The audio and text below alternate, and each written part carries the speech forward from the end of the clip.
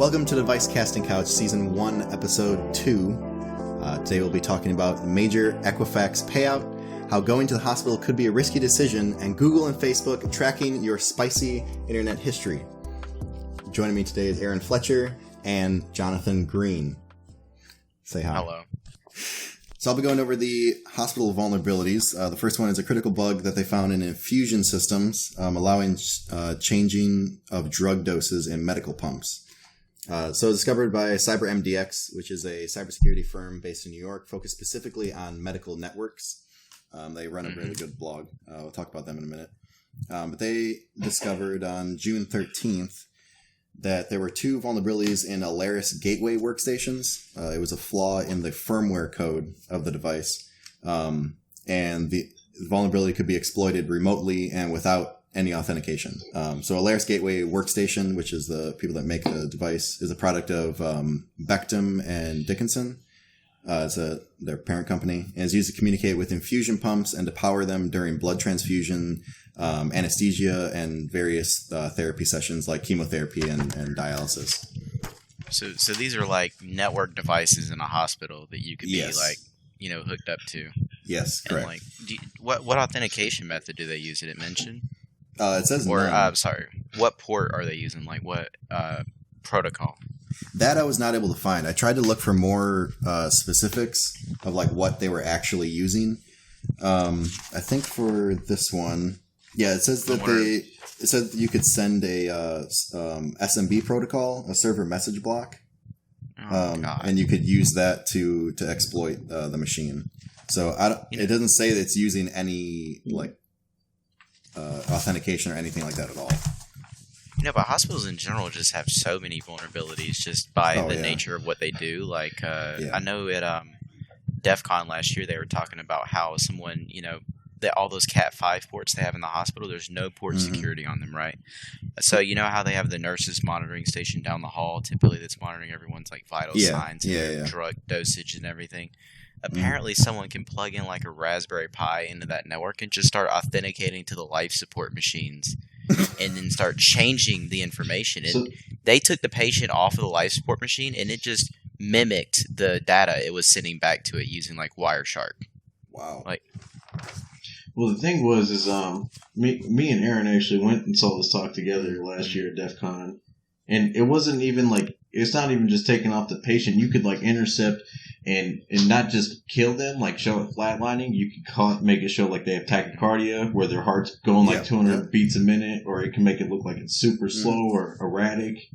All kinds of stuff. Their blood pressure going up and down. Well, even then, they can make it look normal. They were giving someone could be dead for a couple of hours before anyone actually comes and checks on them. Because we all know hospitals aren't exactly the best at taking care of people, but it's really actually scary. Yeah. They're not using any modern, I know the talk that we had last year, they were discussing the computer that the nurses stations are running on are all running on Windows XP and a quite old version of Windows XP as well. Come on now. But apparently the software doesn't work with anything newer, so there's nothing they can do about it. Jeez, someone needs to come out with the updated software, I guess. Yeah, that's a big problem with any industrial stuff like that. Is none of the device drivers are maintained to work with anything past XP. Are they changing that in any sort of way? Why is that? Well, part of it is some of these companies have gone out of business or been acquired, or they're trying to push a new product. But these things are built well. Same with MRI machines and stuff like that. They don't go bad. So they just don't make anything past XP. They just maybe the new stuff that's coming out, maybe, but I haven't looked into that too much, so I can't. So correct me if I'm wrong, but I'm pretty sure Microsoft has ended full long-term support for XP as well. So there's no way they're getting any updates to that, right? Microsoft has done a few things with the WannaCry. In the Intel Management Engine one. Yeah, there was a couple updates they pushed just because of how critical they know that this is still being used a lot of SCADA and industrial stuff, but there's not continual updates. Well, they also have, I was reading the other day, this is off topic, but similar to industrial in general, like John said, I was reading that power plants are also still running off Windows XP or even DOS, most likely. Yeah, yeah. Just basic versions of operating systems that they've been running on for 35 plus years. Like the one I was reading about was a coal power plant that was somewhere in Texas. And apparently when they did a security audit, they were able to social engineer their way in by saying they were mechanical engineers from, an unspoken company. And they were able to not only get in the plant, but get them to open the doors to the networking closets that control all of the different boilers and the machines that control the boilers. And they were able to plug in and simulate that the boilers were overheating, and they actually responded to that. And they were just standing downstairs wondering what was going on because the boilers looked normal. And they didn't do anything harmful in this one, but it's actually pretty interesting because what could they have done? They could have, caused the plant to melt down. Yeah. It's just extremely dangerous, and that shows how, not only healthcare but industry in general. We're kind of veering off topic, but if you use the internet search engine Shodan, you can find all kinds of things. They've shown hydroelectric plants like dams online. They've shown different hydrogen fuel cells, all kinds of just industrial stuff that they add internet on, but they never secure it. And it's just kind of in the vein with this. I'm just wondering, has anyone actually found I'm having trouble remembering what was the healthcare targeted malware that came out sometime last year, 2018 maybe, or 2017. I know it was ransomware that was just locking up entire hospitals. Oh, yeah. I thought that was WannaCry. Was it WannaCry? Yeah. Well, I know WannaCry affected more than just healthcare. Yeah, I know at DEF CON last year it was a really big issue. Because I know that the NHS paid a lot of money to get some of the WannaCry stuff removed. Oh, okay. Well, anyway, back to this topic. So it does say the adversary would still need to have knowledge about Windows CE environment and how to communicate, how communication protocols function in the affected product. So you'd have to have some knowledge, I guess. You also have to know how to modify cab files. So I guess it would take a little more than just a kiddie script.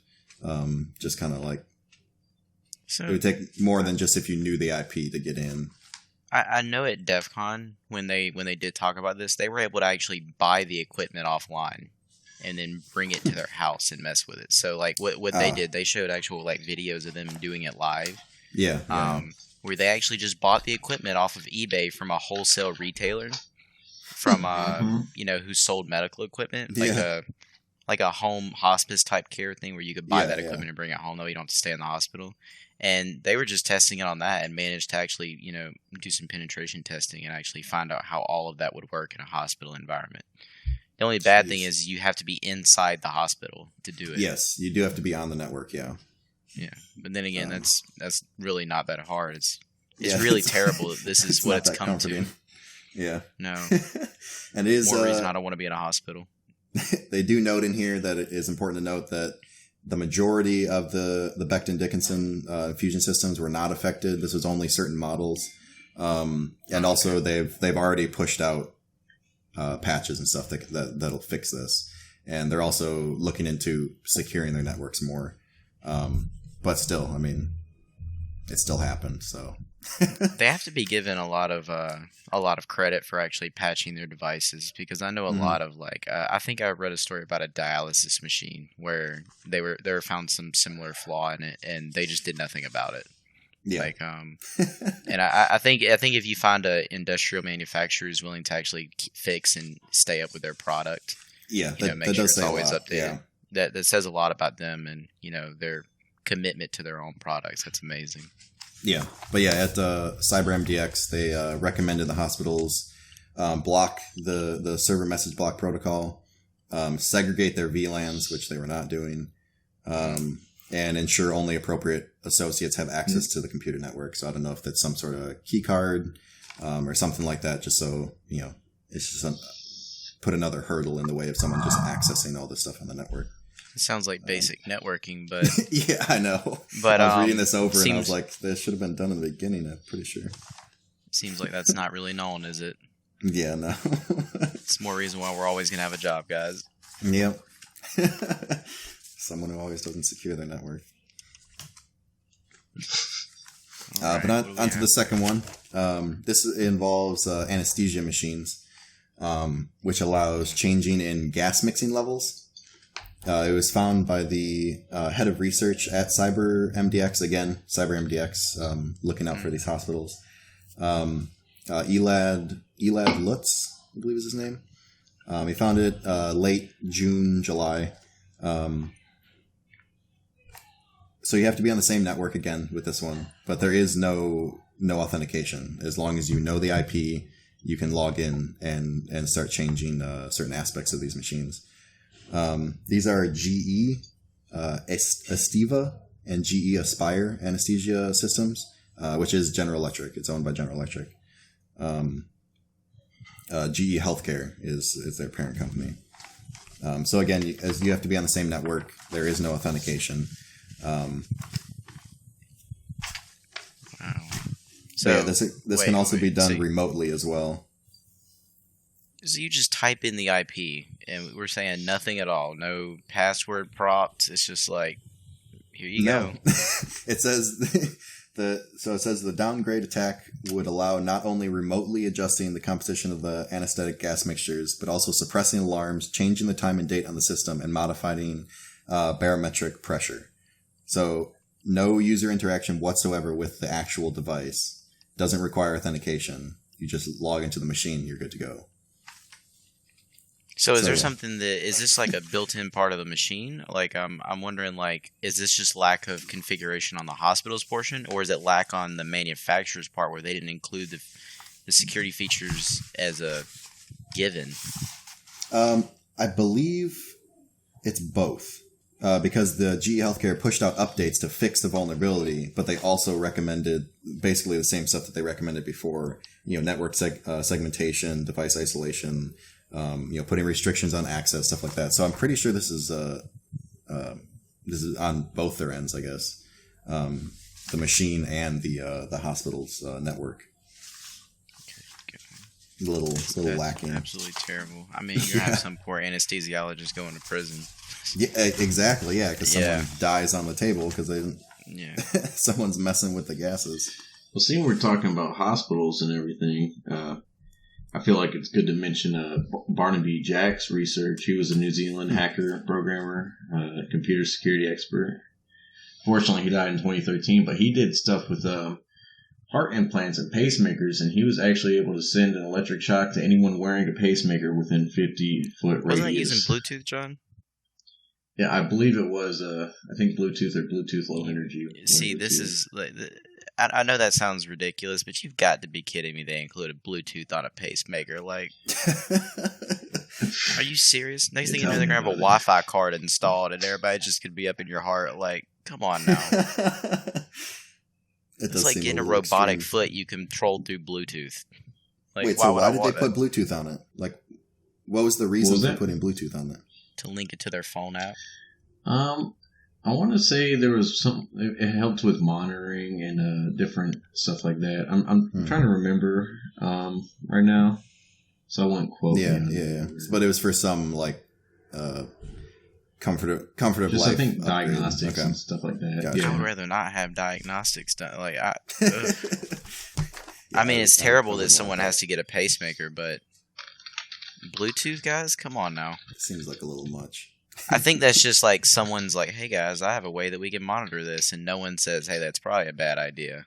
Like, I think it's just a lack in this, since we're discussing this industry, it's just a lack in this industry of security concepts being implemented. Like, like you can tell, like pacemakers with Bluetooth, devices with no authentication that plug into networks, like hospitals whose budgets are so thin in the IT department that they just have some guy come in here and throw a switch in here and doesn't do any work whatsoever on how to secure that, at all. Yeah. Running Windows XP all over the place. Like, I don't know. In today's day and age, it seems like such an oversight. It's like I don't know if it's because we work in IT, but like, it seems like a given that if you're going to set up a network, especially that has machines that you're keeping people alive, you would segregate the network and secure it so that people can't just log into your machines and start changing things. I mean, you would think. I'm wondering what hospitals are talking about, though. That's really what's coming through my mind right now is like, can I avoid those hospitals specifically? Well, it's not even the hospital. Well, I mean, it is the hospitals because they're not keeping up on their network security, but it's also these machines as well. They have been patched, so that's good. GE patched theirs as well, so that's good. But have you guys heard of the CISA, Cybersecurity Infrastructure Security Agency? Oh yeah, okay. So yeah, that acronym got me for a minute. Yeah, so this I don't know. I was reading up on them because they worked hand in hand with CyberMDX to get it out there that these systems were vulnerable, so the hospitals could start working on mediation. And apparently, this department was signed into being by Trump, I think, last year, 2017. You can go on their site, and part of the CISA is the ICS CERT.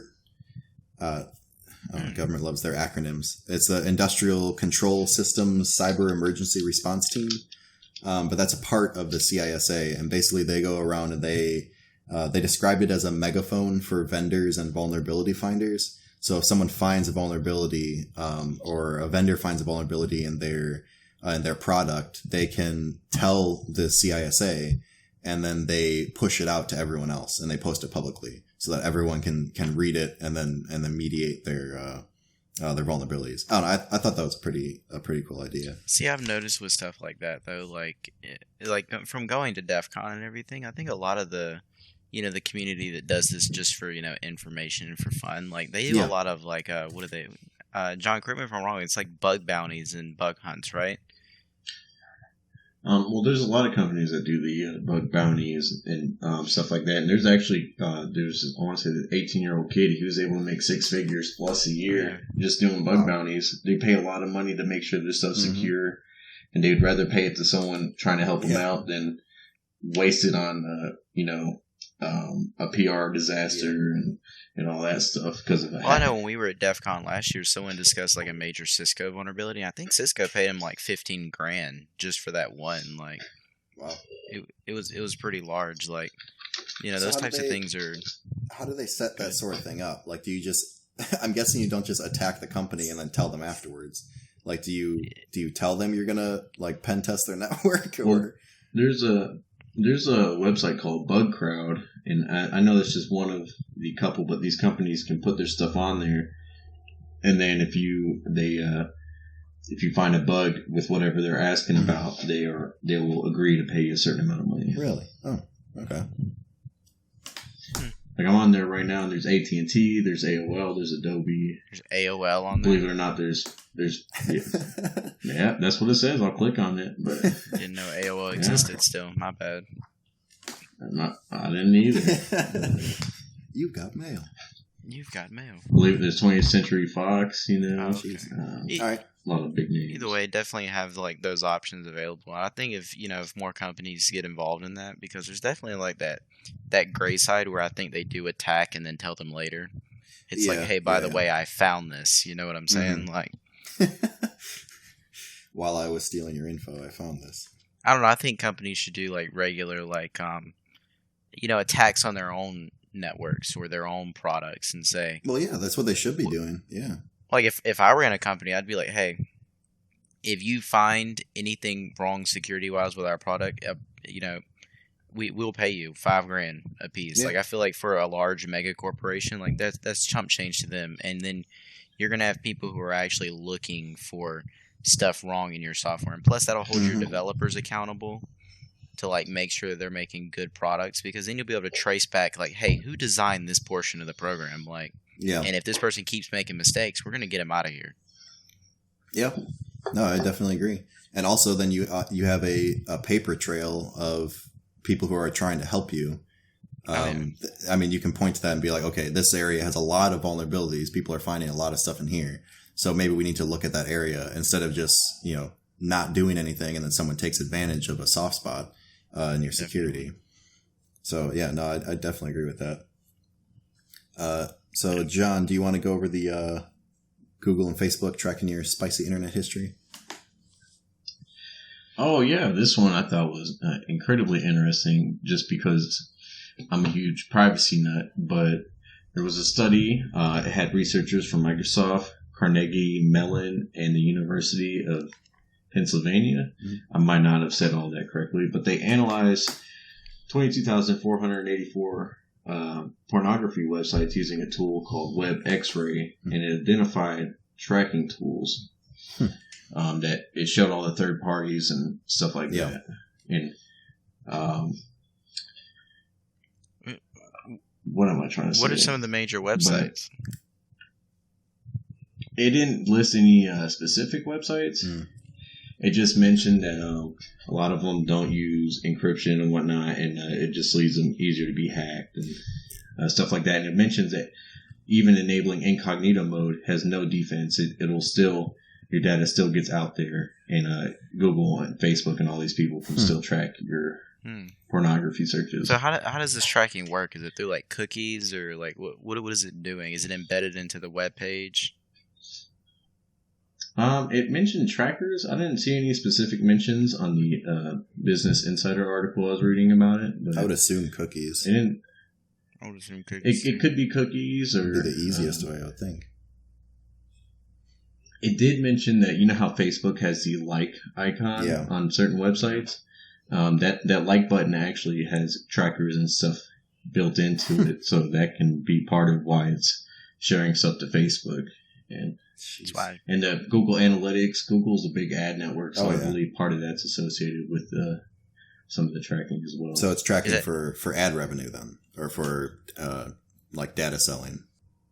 It didn't specifically mention the ads and whatnot, but what I thought was interesting is it mentioned Oracle is also could track the porn you're watching, and it doesn't give a reason why or how, because like Facebook, you mentioned the like buttons, and Google, the Google Analytics. Yeah. But it didn't mention much about Oracle, so I don't. Who knows what Oracle's doing? Well, maybe for Oracle's actually really getting into the the cloud market. Like the three big cloud providers right now are Amazon, Google, and Microsoft, and they're all kind of coming up with their own way to do ad revenue. We know Google owns YouTube, Amazon has Amazon.com. Facebook is obviously another big source of ad revenue. So for reasons they might want to track you, like your data is one of the most important things that these companies sell. Anything that goes through all the AWS servers, it's obviously secure, but think how many websites they host there. Think of how much data they actually have access to, and I'm not exactly sure how that might necessarily work on their side, but just the amount of data that's flowing through these large cloud providers is absolutely astronomical. And if they find a way to sort through that, like I know Oracle is getting into the cloud hosting, arena in the enterprise section, through the reports that they've been putting out, and they're doing okay at it. But I'm pretty sure that's why they want part of that pie, the data pie. But so like, I don't know if it's reading the article. It even mentions that when they contacted Facebook and Google, they said they do not use it to build marketing profiles on individuals. Using the information gathered from these porn sites and whatnot. So it's kind of interesting what they actually use all this for. They're just using it to do their whole data mining, or I mean, that's kind of for me. That's kind of the scary part is you don't really know what these companies are using your data for. I mean, if you click accept on any terms or conditions or whatever, or visit their website, they can basically do whatever they want with your data. Currently, I mean, we don't have very many laws against any sort of data use, as far as I know. I don't like that, and I don't necessarily believe them either. Like, there's so many times people have been like, yeah, we don't use any of this for X. Yeah, right. And I think a lot of that is I think the public affairs departments in these companies, I don't think they actually know what's going on. Yeah. And I got to be honest with you, especially with these large machines like Google and Facebook, I think there's very few people who actually know what's going on behind the scenes, because that monster's huge. Yeah. And when you get a company that size, you probably don't know what the left hand probably doesn't know what the right hand's doing anymore. I got to be honest with you, like Google's a massive company and they have so many small subsets of businesses within them. Mm-hmm. I wonder how anyone could know. Like I don't really honestly blame them. They're huge. Yeah. Well, yeah, you physically can't. But yeah, I don't know. I don't like that either. I don't like that companies just kind of harvest all this data and then just kind of throw up a blanket statement of, oh, we won't do anything bad with it. And then just kind of leave with all your info. You don't really know what they're doing. So if you guys want to, directly from the Business Insider's article, it says the study found that Google or its subsidiaries had 74% of the trackers, Oracle had 24%, and Facebook 10%. So it kind of shows that Google and Oracle are leading the way, and Facebook is just kind of there on the end. Well, I mean, Facebook has their own... Which is very interesting. But it also mentions that the study also found only 17% of the porn sites were encrypted. So all the other ones are left open and it leaves users vulnerable to hackers and stuff like that. Does it mention which one of those are encrypted and which one is not? Like, you trying to save yourself? I'm trying to, make sure I'm safe online, guys. Like... It's good to practice your internet security. You know what I'm saying? Yeah. I mean, I guess like a VPN and a Tor browser would do about the same. I mean, a VPN would do wonders, but for this specific one right here, where it's tracking you based on like what you're clicking on, I don't think the VPN would necessarily do a lot. It would obscure your location. That's what I'm saying. The Tor browser, because you can't identify a single person. Tor browser would be slightly better because it has the different add-ons built in that help delete cookies and block trackers, and it blocks a lot of other stuff like the HTML5 canvas data and stuff like that. But I think the majority. But then it also breaks a lot of websites too. That's true. I think the majority of that though can just be gotten rid of with a VPN and maybe something like Ghostery or Ad Blocker Plus or something like that. Yeah. Like those simple things, like I'm looking at mine right now, looking at a website. It's like, we blocked 8 tracking requests. Yeah. The page still loaded pretty quick. But it does break some websites. Like some websites have gotten really smart to this because it also blocks all those the ad revenue trackers. Yes. Yep. So a lot of websites. Well, some of the trackers are actually essential for some of the website's functions. Like I've had it with submitting various forms using websites. Like. Mm-hmm. If I don't enable trackers, it'll give me an error. Yep. And then I have to enable. They integrate it into the usability of the site, so you have to take off your ad block. I had to refresh my browser one time and reinstall it, and I opened it up, and I always have ad blocker on there on Firefox, and I went to YouTube, and I don't know if it's always been this way, but there are so many ads like on major websites that I never even noticed with the ad block. Like I went on YouTube and there was like 5 ads in the video. There was like 16 ads that it blocked on the homepage. And I was like, I've never noticed this before because I always have ad blocker on. Well, part of the thing with ads is a lot of these people actually do use the ads for their living. Yes. But because everyone's using ad blocker, they have to put in video. I'm fine disabling advertisements, ad block on certain like YouTubers and stuff like that. I'm fine with that if they want to use ads on their videos. And there actually is an option, I believe, in ad block Plus or one of them where you can put in the URL of a YouTube channel and it will disable the ad block for any ads that are on the video. Which I like. So if there is someone you want to support, obviously take the ad blocker off or put their URL in or something like that. So I'm looking through the actual study right now, and it mentions a lot of big websites like porn.com, Chatterbait, Pornhub, YouPorn, and it just mentions how it kind of shows who's tracking which one. Like Pornhub split up between EXO, Click, and Alphabet. And then apparently Twitter is actually on YouPorn for some reason. I don't know why. So the article graced over, there is a couple other people in this whole tracking game. It's not just Google, Oracle, and Facebook. Yeah. But those are the big buzz names. There's a lot more involved. And we can attach the article and the study in the description people are interested. Yeah, definitely. We'll post all the articles that we would definitely source from. Wow. So are these companies just? I'm just trying to think like in my head, forming a theory. Like, do these companies go to Google and say, "Hey, we have a lot of users, track our users," or is this Google going to the smaller companies? Or I guess not smaller. I mean, the porn industry is $1 billion industry, but like, you know, I'm just trying to think of how this gets worked out. This little like tracking drug deal they have going on. I mean, I think what people are worried about is like Google has a lot of good stuff, like with Google Analytics, you can determine how many new users, returning users are coming back to your site and stuff like that. Oh yeah, it's just the problem that they're on this site and it's such a kind of a sensitive, slightly taboo topic. It's what's concerning people. Well, yeah, for sure. Even though they claim they don't use it for marketing profiles, like they're still gathering all this information because they have access to all the other parts of our lives. Yeah. I mean, yeah. I know that's the biggest red flag for me. I mean, anytime you go anywhere online, you're being tracked by someone, unfortunately. I don't know. I kind of see it as like, for what part? Like, you got to remember, like with the porn industry specifically, like their subscription model. Like there used to be magazines, right? And then websites started coming out, and they have like the premium aspect of like porn website. I think they're finding new ways to make money, because not that like with the internet now, there's no reason to pay for any of that.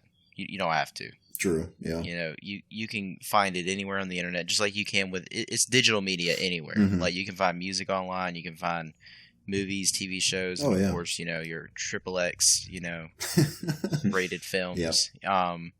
But I think they're trying to find another way to diversify their income, and I think selling that data of all those users who go to that website is a valid way to do that. Like, I mean, you are using their website. It's for me, I guess it's a shady way, but it is a valid business move. I mean, they have users coming to the site, and if they can, sell the data of these users that are coming to their site, and possibly if Google is sharing that data with them to improve their site, then I mean, if I was that business, that would be a win-win for everyone.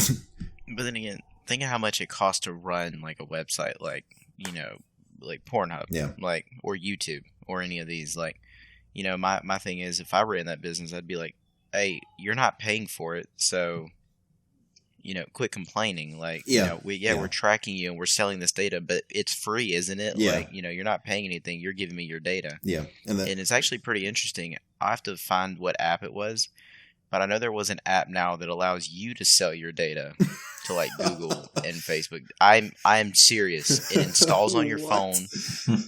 It installs on your phone as a VPN, and it captures all of your data on your Android phone. Well, I don't know if it's on iOS. I know it's on Android. And then what you do is it'll tell you how much your data is worth depending on what websites you're going to, what you're doing online, what apps you're using. And then it gives you the ability to sell that data on your own behalf. Like, and their slogan was like, why don't you sell your data and stop allowing other companies to? Jeez. That's some next level. It's a big market. Next level stuff. It's a big market. I mean, it's just showing like where we're going now, like especially with all the new privacy discussions with, regulators in different countries. Mm-hmm. Like, this is going to become an interesting space very, very quickly, and I don't think anyone's really paying attention to it. But now there's other companies out there that are like, we're going to allow you to sell your own data. I mean, it's a novel idea. I mean, they're not wrong. Why not you? I would rather have that implemented where you can sell your data if you want to, rather than just the blanket, if you visit our site, we're going to capture all your data. I mean, I would rather that be implemented than just automatically, but still, that's wow. I think it's going to end up being a very interesting topic. Mm-hmm. Very, very interesting. Yeah. Well, Aaron, do you want to go over the major Equifax payout? Oh, yes. So, everybody knows about the Equifax breach that happened in 2017. Yep. 147 million Americans were affected by it. So now the Federal Trade Commission, the FTC, has decided and settled with Equifax on what they have to pay out in order to remedy the situation with most of the Americans. It was a class action lawsuit on Equifax. So they have agreed to pay $700 million. Now, that $700 million is going to be split up. So it's not all going to be $700 million to absolutely everyone. Mm-hmm. They're going to pay $575 million to help compensate the victims of hackers who stole personal data from Equifax servers. Mm-hmm.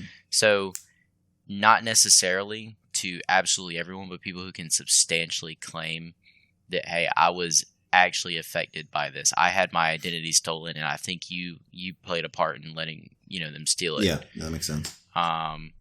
So it covers like the cost of a security breach or identity theft, or you getting credit monitoring or freezing your credit file, or any of those things that you would have had to pay for. Yeah. I submitted mine, so like there is a way to go through. There's a website, we can post the link to it as well, mm-hmm. where you can submit your claim. So basically what they're going to do is they're going to say, it's going to ask you different questions. It's going to say, hey, how much time did you spend through? They're going to pay you $25 per hour that you spent working on, your credit, freezing your credit file, getting LifeLock or anything like that. One of those credit monitoring companies. Yep. And the second page is going to say, were you affected by identity theft? And then you can be paid up to $20,000 on that second page. Jeez. If you can prove that you had an identity theft issue that they can correlate to the Equifax breach. Yeah, yeah. Or you could take the easy route, which is what me and my wife did. We're going down the road of we just want $125. Now, I do have something to caveat here, because the January 22, 2020 is the filing deadline. They are not going to pay people out until January 22nd, 2020. So, depending on how many people actually come forward and apply, is going to say how much everyone is going to end up getting paid. Mm-hmm. So, like, The Verge did some math on this because they read the fine terms and conditions that you sign when you go to the website and apply. Mm-hmm. So if 1 million people ask for that $125 payment and no more, we'll all end up getting $31 each, not $125. $125 is what they're baselining at. Wow. So if all 147 million people who are breached sign up, you're only going to get 21 cents. So Jeez. It depends. If less people sign up and they have leftover money, everyone's going to end up getting more money, not less. Yeah. So there's like obviously a formula they're working in the background to see like who was most affected and who money needs to go to and all that other stuff. But I think that this is a small sum for Equifax. I think they need to pay a lot more. Yeah, no, I definitely agree. They really messed up. And I think everybody knows about the Equifax breach right now. Yeah. But if you haven't done the claim yet, you need to go do it ASAP. That way you can at least be in the running for some money, even if it's only 31 cents. 31 cents is a lot more money than you had before, so or a little bit more money. Yeah. So what do you have to do? What's the process of proving? Like what would people have to use to prove that they were affected? Like, are we talking like bank statements or like? No. So you go to their website and you enter your last 6 digits of your social security number and your last name. And then it'll say, hey, you were affected or you were not affected. Because they know what databases were breached. Yeah. Oh, okay. So you don't have to submit any like documents or anything proving that your identity was stolen. If you claim over the $125 base payment, you do. Oh, okay. Or if it's more than 10 hours. Yeah. Or if you claim that your identity was stolen. You can't just be like, I want $20,000 and my identity was stolen and then not give any documentation. Yeah. Okay, so over 10 hours of work or... With the 10 hours, they still would like documents, but it's not required. If you claim over 10 hours, you have to submit a supporting document. Otherwise, they're not going to give you shit. Gotcha. Okay. That makes a little more sense. Yeah, but it's... At least they're doing something about it. It is very nice to see, some sort of money, but I'll be honest with you, I'm not too optimistic that we're probably going to see that $125. Yeah. I think we're all going to end up getting something like $10 maybe, and that's probably going to be about it, like, to be completely honest about the situation. Like, John, I know you applied too, right? I did claim a couple hours. Of course you did. Well, I meticulously looked over my credit report and signed up for various credit monitoring, like LifeLock and protect my ID and stuff like that. Yeah. How much is LifeLock? Is it expensive? I'm trying to remember which one I signed up for. I can't remember if I only got it for a year or more, but is it free? Well, sometimes it is. If you get it via a like sometimes if a company gets hacked, they're required to give you some kind of monitoring for a period of time. But LifeLock is $9.99 a month for the first year, and then there's different packages. And I've heard several like radio personalities and stuff giving out like codes as well for discounts. So if you search around, I'm sure you could find I guarantee there's coupon codes. And I've heard at least like 2 or 3 in the past like year or so. So if you search around, I'm sure you could find another one. It's also worth noting there's a website, annualfreecreditreport.com, that you can go to, and once a year you can get a credit report from every major credit bureau, Equifax, Experian, and TransUnion in the United States. They are required by law to give it to you. And like, I know people pay for these, other services, but like, honestly, in my opinion, like I do mine, I only use Credit Karma, and I pull my credit report once a year, mine and my wife's. Like, and if you do that once a year, I think you'll be absolutely fine, to be honest. Like, I mean, if you want to be more proactive, that's fine, but you'll notice, like, Credit Karma will let you know, like, hey, there's another account that just popped up, and it's like, well, I don't have a mortgage, so I don't know who does, but it's not me. Like, but even then, like, fraud like this, like, I think it's starting to go down in the technical age, to be honest, because, there's so many different ways to monitor your credit right now. Like, if you're not doing it, then, who can you really blame but yourself? Because it's not like it's not available to you. Oh, no, and there's plenty of free services. It's ever increasing, too. Like, let's just say this, if you wanted to completely ruin someone's life, at least for the short term, once you have your social security number, you can do all kinds of stuff. You can port your their phone number to a new SIM card, so that all the dual factor authentication from Facebook and all that. Yeah, you have their phone number. All this other stuff you can start applying for credit. You can literally destroy someone's life. And this is a bigger discussion on why the social security number wasn't actually designed to be an identifying number at all. Oh, my word. But, no, we're using it as a national identification. It was never, ever designed to do that. Like, swapping topics for a minute, there are other countries in Europe that actually have, like, PKI infrastructure for every one of their citizens. They get similar to the closest thing would probably be the DoD Common Access Card. Yeah, and those are very interesting. Like, they use those to vote. I don't know what country it is, John. Do you remember? I'm looking it up. It's like Romania. No, it wasn't. I think it was like Lithuania or Estonia. I would much rather have that. Now. Yeah, no, it is absolutely amazing. So, like, their voter turnout is like 80% higher than the United States.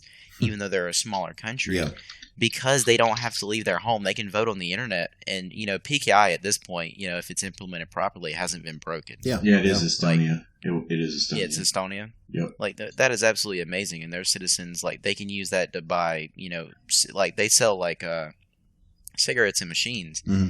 And basically, what you do is you put your card inside, and it verifies your age immediately. Yeah, that's awesome. The use of these cards is amazing. Like. And we don't, like, my driver's license in the United States doesn't have anything like that. No. Nothing at all. Like, and we're relying on the human factor to give people, like,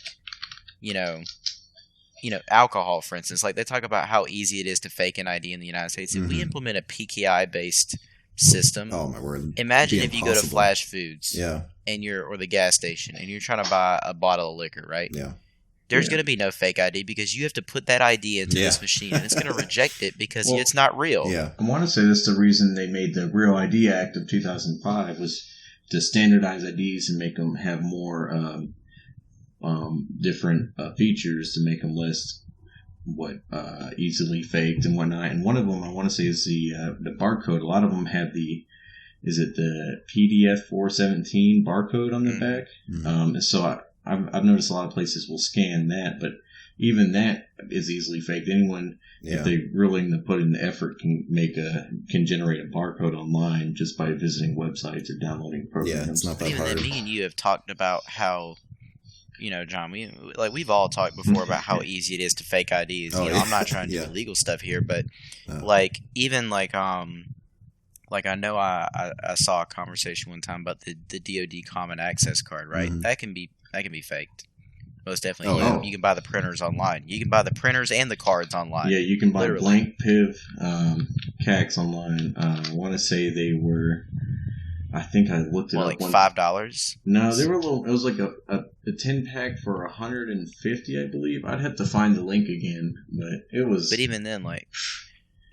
Crazy. It's easy. Yeah. And you can buy the printer to go with it. It literally print your own out, like as Yeah. long as you have a picture of it. And I don't know if we've all had Google or not, but you can Google what these things look like. And if you can make a Department of Defense card, you can definitely go and make a, Washington State driver's license if you have that type of like. I think that's even why though there's such I of make a that market point to on the I make that web. point to say though.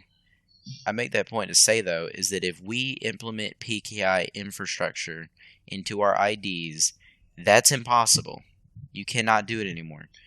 And like if you can use that in a multifaceted system, like this Equifax breach, it doesn't really have to do with this, but this is a larger discussion on like ID systems. Like, imagine so your phone company, right? To talk to the phone company, you gotta go inside their store and you gotta put in this card, right? Or if you're on your computer at home, you gotta put your card into this card reader, and they're gonna verify that it's actually you. Like someone would have to steal the physical card. And I'm sure there's I don't know about security you, but questions that go along with that as well. So yeah, we Good could luck. make this so much better, like with PIN and a PKI certificate. The thing is we gotta be wary that quantum computing is on the verge. It is coming, and PKI will largely be destroyed by quantum computing until something new has come out. There is some quantum resistant cryptography, like the ECC and other different kinds, but the current way is now. Who's going to have access to that, though?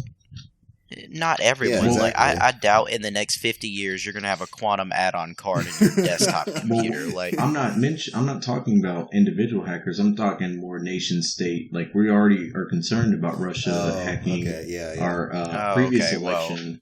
This could be a bigger thing if China and Russia have quantum computers and we're using PKI. I guarantee you they will destroy anyone's e-voting, like Estonia, if they had that kind of stuff and they have an interest in that.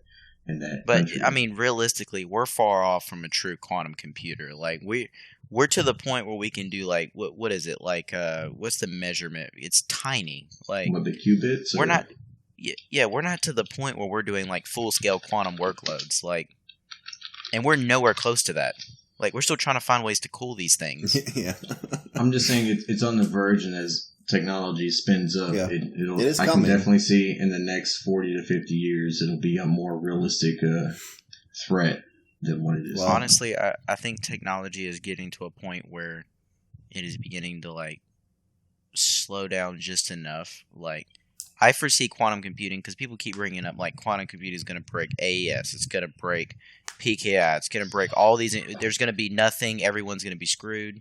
And I'm like, I do not foresee the normal individual or even most governments. Like I don't think if quantum computing was readily available to nation states, I don't think someone like North Korea could really afford it. So it'd really be the superpowers that are probably going to be running that. China, America, Russia. And I think we're the only ones that can really afford to buy it. Yeah.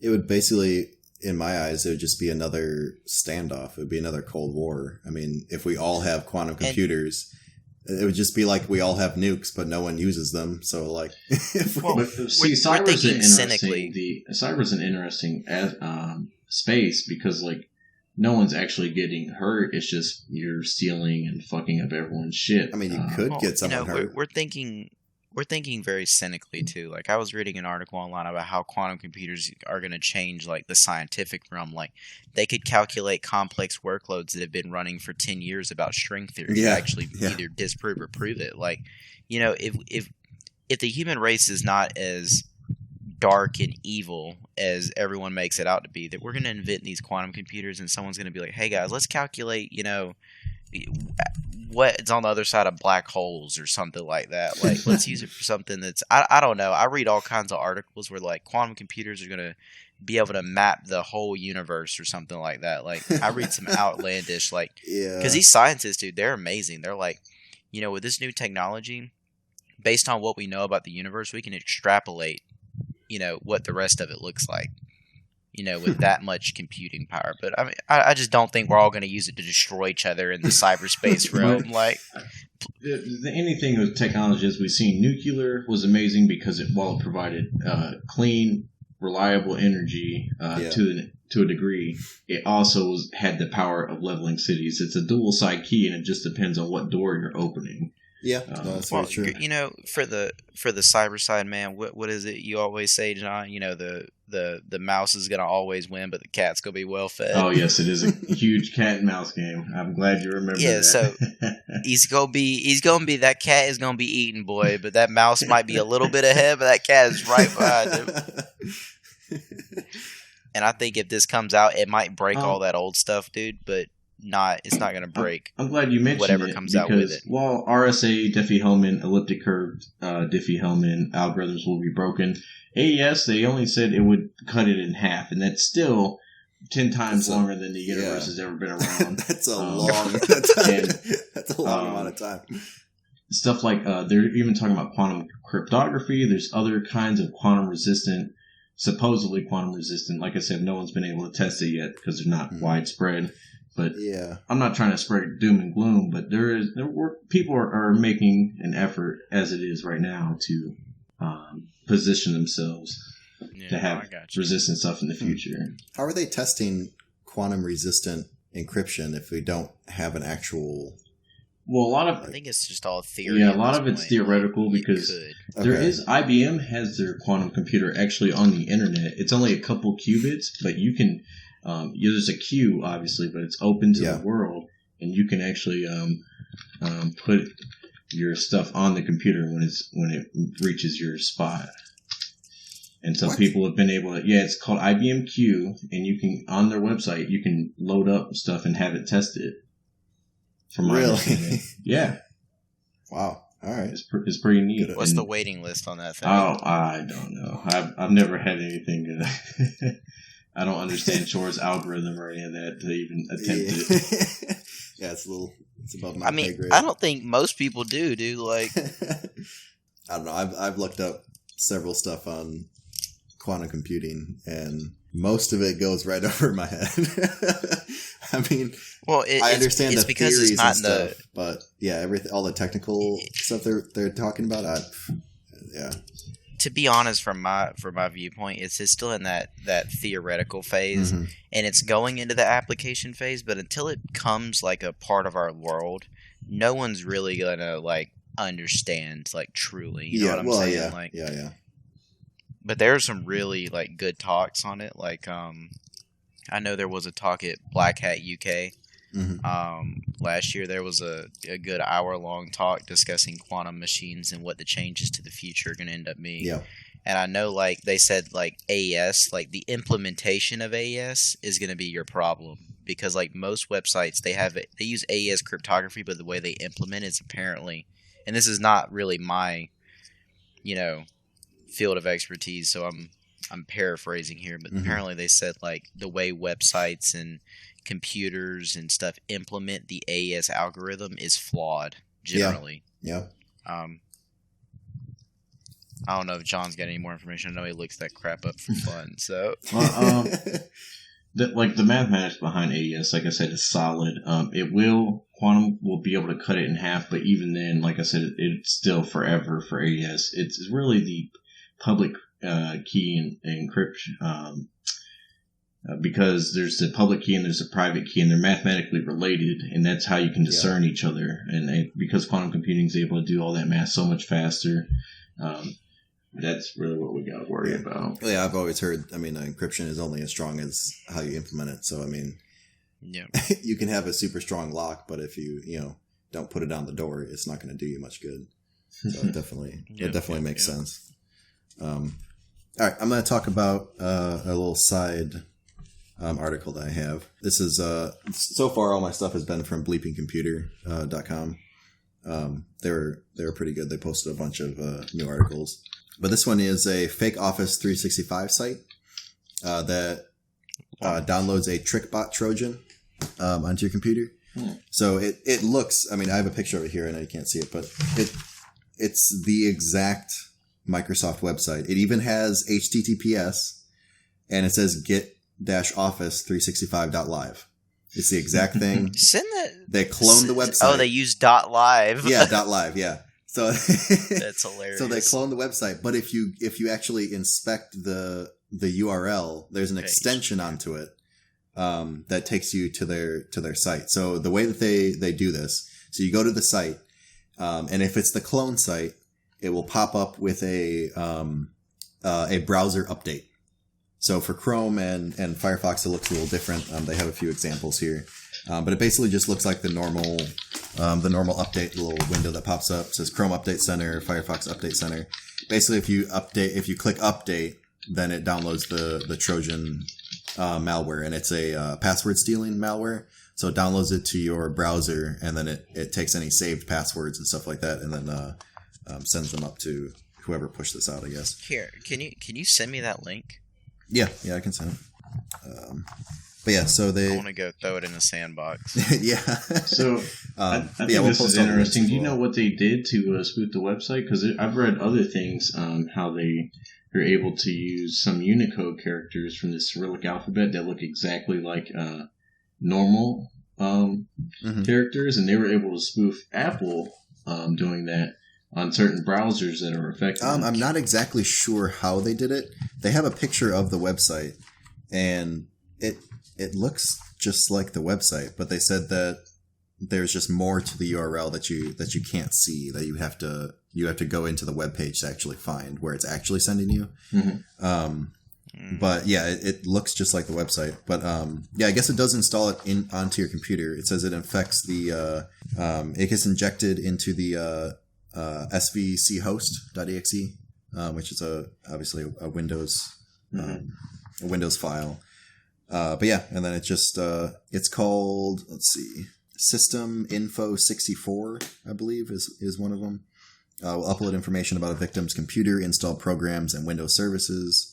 It then launches a PWGRA-B64, which is the Trojan, the TrickBot Trojan that steals your saved login credentials, browsing history, form autofill information, and more. So anything that's saved to your browser. Yeah, and this is just all from one vulnerability. I just took John's the thing he just posted, and I just put it into Opera, and then I also put it into Firefox, which is affected by it. Yeah. That Unicode stuff is absolutely amazing. Yeah. Wow. Yeah, if you click on it shows apple.com in the URL. You would never have known unless you inspected the SSL certificate or something. Mm-hmm. No. For the SSL certificate, it's also showing, like when you click on it in Firefox, it's actually showing apple.com from the SSL yes. That's what I'm talking about. Only when you go, look, dude, even when you go all the way into it, yeah, like you have to view the actual certificate. Yeah, they said... are you serious? For this Microsoft site, they said even if you click on a link, it links you to the actual Microsoft site. So if you click on the link, if you're like, oh, I'm going to test this out, and you click on a link, it's fully usable. It's just it's basically a front for the Microsoft store, because they don't care what you click on in the store. They care about if you click on the browser update. That's what they try to get you with. So obviously if it pops up, update your browser through the browser itself, not through a freaking update. But yeah, it looks just like the site, and it reroutes to Microsoft itself. That is terrible. Mm-hmm. It's crazy. Good God. John, do you have another article there? Well, there's just a little one I like mentioning. I kind of like all the hydroponics and aquaponics stuff, but just a quick article from Business Insider. They were saying a robotic farm uses 90% less water than traditional farming, and that is going to be a hot commodity as the Earth continues to increase in population. Like they're saying, we're supposed to be near 10 billion people by 2050. The World Resources Institute says.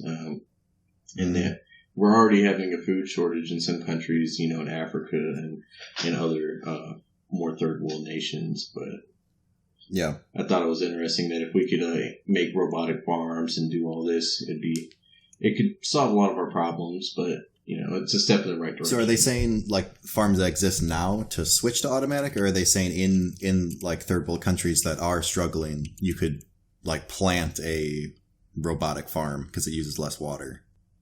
It doesn't say how to implement it. It just they were talking about how this iron ox, they want to create more sustainable farming practices by combining robotics and hydroponics, and I think it'd be more apt for farms that are being built in the future. And this is more of a bigger discussion. They could probably combine it with vertical farming, I would assume, just because horizontal space is a lot more costly than vertical space. Yeah.